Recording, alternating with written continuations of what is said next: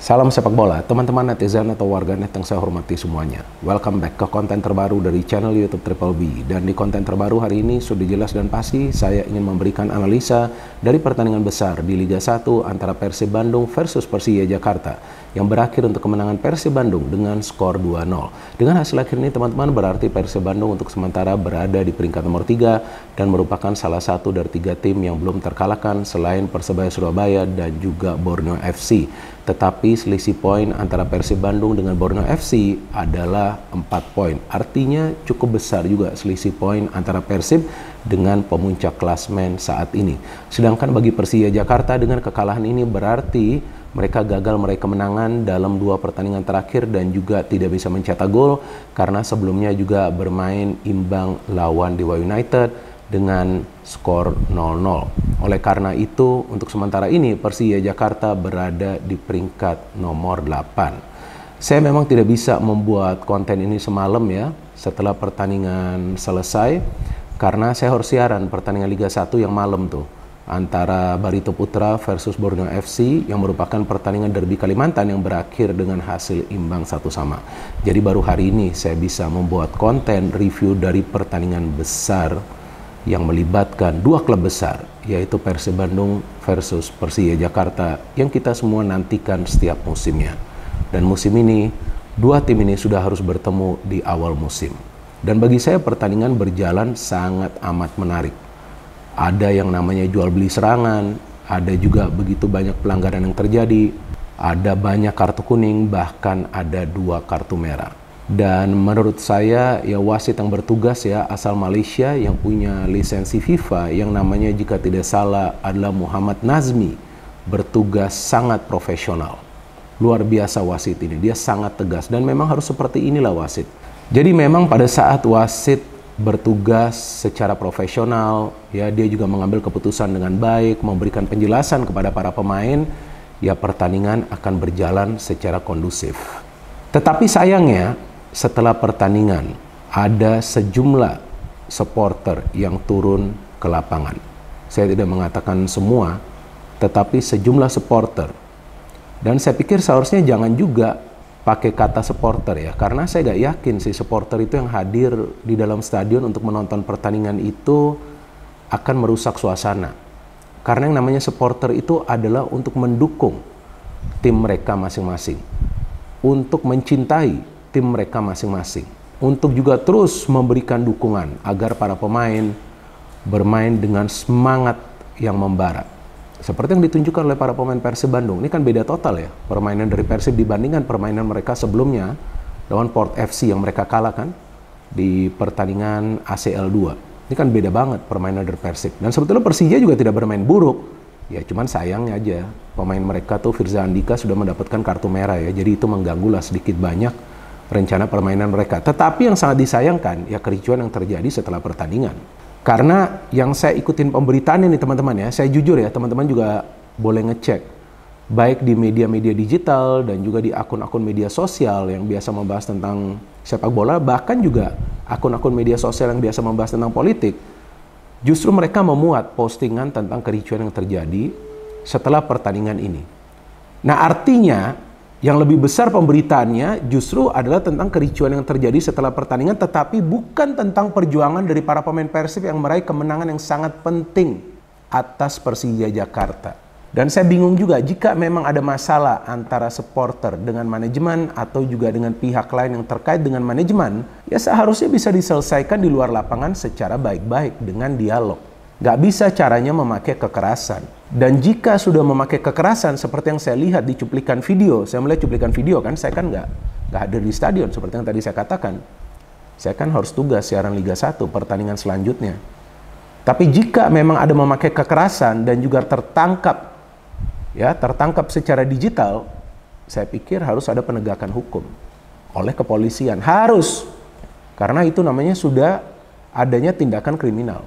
Dan dari klub juga harus bisa melakukan investigasi untuk mencari tahu siapa otaknya nih, siapa dalangnya nih, ya. Dan di-ban seumur hidup, gak boleh masuk ke dalam stadion lagi pada saat Persib bermain. Karena perjuangan para pemain tidak dihargai dengan kelakuan mereka ini. Jadi saya lagi-lagi ulangi, ini hanyalah sejumlah supporter. Karena seperti yang pernah saya katakan sebelumnya, pada saat saya ke kantor ya, atau pada saat saya isi bensin di SPBU, atau pada saat saya ke minimarket atau ke supermarket atau ke mall, pada saat saya ketemu seseorang yang merupakan fan dari Persib Bandung, semuanya baik-baik aja kok. Padahal saya kan orang Jakarta, semuanya baik-baik saja. Saya ketemu supporter lainnya juga semuanya baik-baik saja. Nggak ada yang namanya supporter itu menginginkan kekerasan, nggak ada. Kalau mereka menginginkan kekerasan, mereka namanya bukan supporter. Ya, kalau memang mereka kecewa dengan performa klub, bisa disuarakan melalui sosial media. Kita punya sekarang yang namanya medium sosial media. Ya, tapi juga jangan sampai menghina atau menghujat siapapun. Karena mereka berjuang di atas lapangan, bos. Mereka berjuang di atas lapangan dan mereka bermain sebaik mungkin untuk yang namanya supporter yang merupakan pemain ke-12. Gak mungkin dong adanya pemain itu yang ingin mengalah. Kalau memang terjadi sesuatu di pertandingan sebelumnya itu yang antara Persib versus Sport FC, ya selesaikan secara baik-baik, tapi jangan pakai cara-cara seperti ini. Kan kalau mau pakai cara-cara seperti ini yang dirugikan juga adalah klub yang kalian support. Ini saya gak yakin adalah supporter dari Persib. Ini bukan supporter dari Persib, ini adalah perusak-perusak yang masuk ke lingkungan Persib untuk menghancurkan Persib Bandung. Dan ini gak fair menurut saya. Karena klub ini berinvestasi sangat besar, mendatangkan pelatih bagus, pemain-pemain bagus. Ya kalau memang tim itu performanya tidak konsisten, ya saya pikir wajar lah. Gak mungkin lah sebuah tim bisa menang terus dan juara terus kan.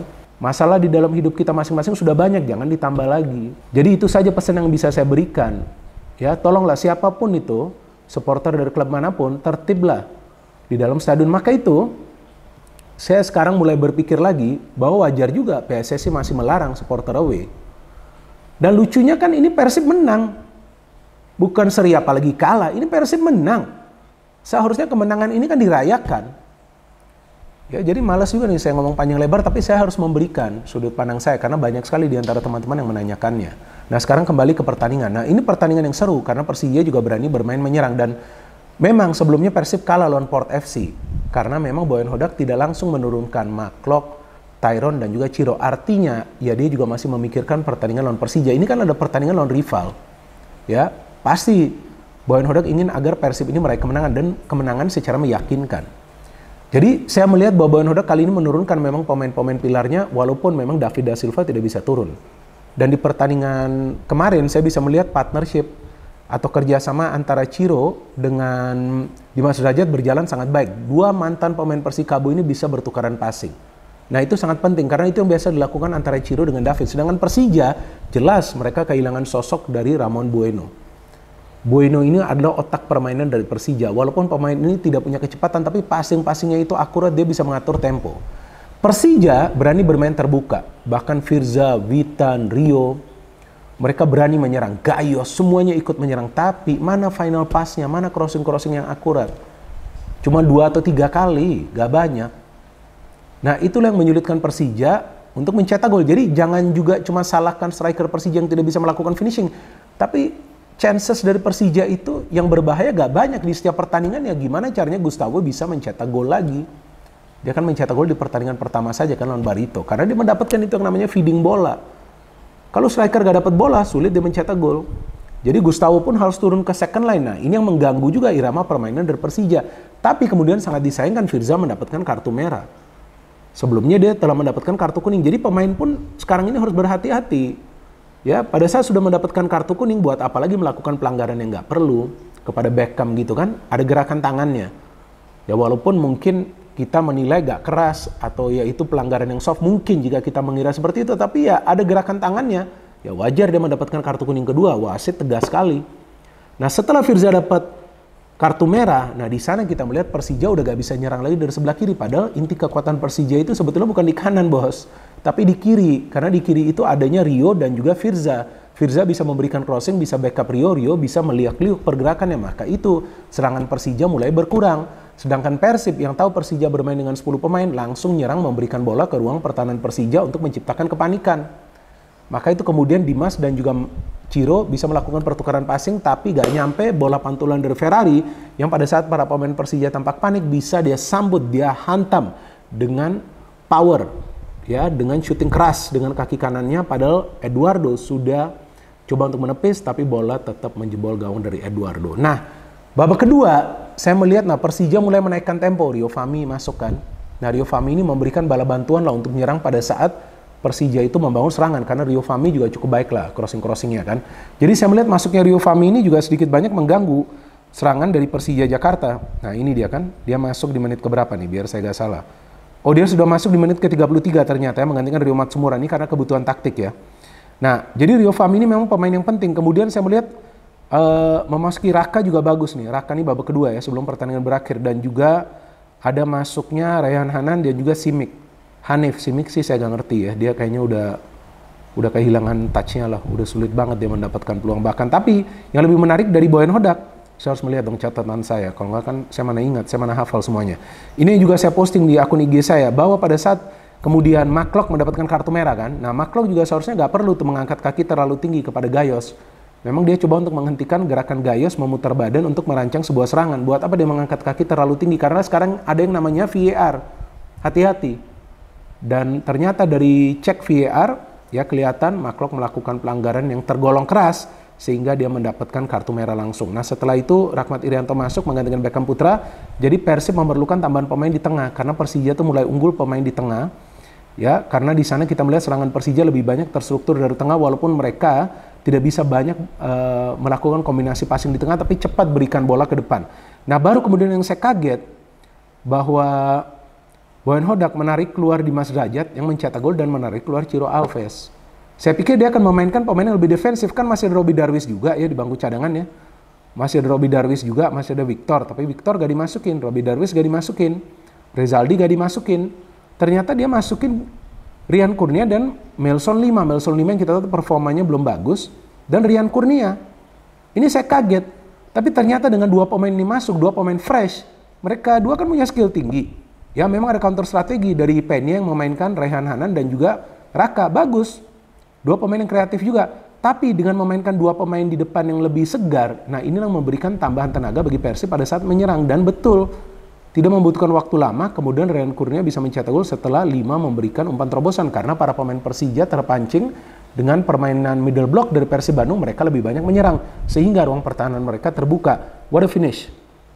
Rian Kurnia yang juga merupakan mantan pemain dari Persikabo 1973. Setelah itu memang Persija mendapatkan peluang yang hampir Hanif mencetak gol saat passing diberikan oleh Raka, tapi bisa di-save oleh Kevin dengan baik, dan setelah itu Victor Igbonevo masuk. Jadi secara keseluruhan kalau menurut saya Persib menang dari segi tenaga, dari segi kedalaman skuad.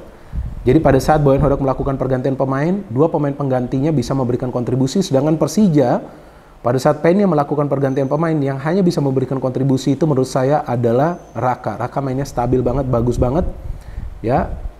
Padahal Penny juga mengambil resiko menarik keluar Kudela, tapi dia perlu memainkan Raka. Saya suka permainan dari Raka ini, tapi dia jarang mendapatkan menit bermain ya. Pemain masih muda ya, 20 tahun ya. Dia lebih berani bermain kreatif, padahal seingat saya dia adalah pemain yang biasa bermain di lini pertahanan. Jadi itu dia teman-teman analisa yang bisa saya berikan. Jadi ya memang saya tidak membuat konten preview untuk pertandingan ini karena jujur saya sama sekali tidak bohong, saya sudah yakin Persib akan menang. Karena yang pertama bermain di kandang Persib, yang kedua Persib baru kalah lawan Port FC. Mereka tentu para pemainnya punya motivasi ya untuk membuktikan bahwa mereka masih merupakan tim yang tangguh dengan bisa mengalahkan Persija, dan itu mereka lakukan dengan baik, dan mereka mencetak gol kedua dengan 10 pemain. Persija permainannya memang tidak buruk, tapi Persib Bandung jauh lebih baik, dan Persija kehilangan sosok Ramon Bueno yang merupakan pemain yang kreatif, yang merupakan pemain yang banyak berpikir sebelum memberikan umpan bola. Jadi sejak Ramon Bueno tidak bermain, kita melihat Persija Jakarta kembali sulit untuk meraih kemenangan, atau yang istilahnya tuh kita memakai istilahnya yaitu kembali ke setelan pabrik. Jadi saya pikir Ramon harus segera pulih untuk bisa kembali merancang serangan bagi Persija di tengah. Sedangkan bagi Persib Bandung, kita lihat kedalaman skuad mereka bagus. Ya McLeod yang memang tidak akan bisa bermain di pertandingan selanjutnya, artinya bisa saja digantikan dengan Rahmat Irianto. Jadi saya harapkan semua supporter yang hadir di dalam stadion, ayolah kalian semua tertib. Ya, sekarang nama Indonesia lagi meroket dengan performa timnas, nama negara kita lagi di mana-mana dibahas, jadi podcast luar negeri, ya jadi gak perlu lah ya buat kericuan semacam ini. Dan siapapun yang terlibat dalam kericuan ini, saya harapkan ya bisa mendapatkan hukuman yang memang sesuai dengan aturan. Harus seperti itu ya, biar ada efek jerah juga. No hate, no politics, only football. Salam sepak bola.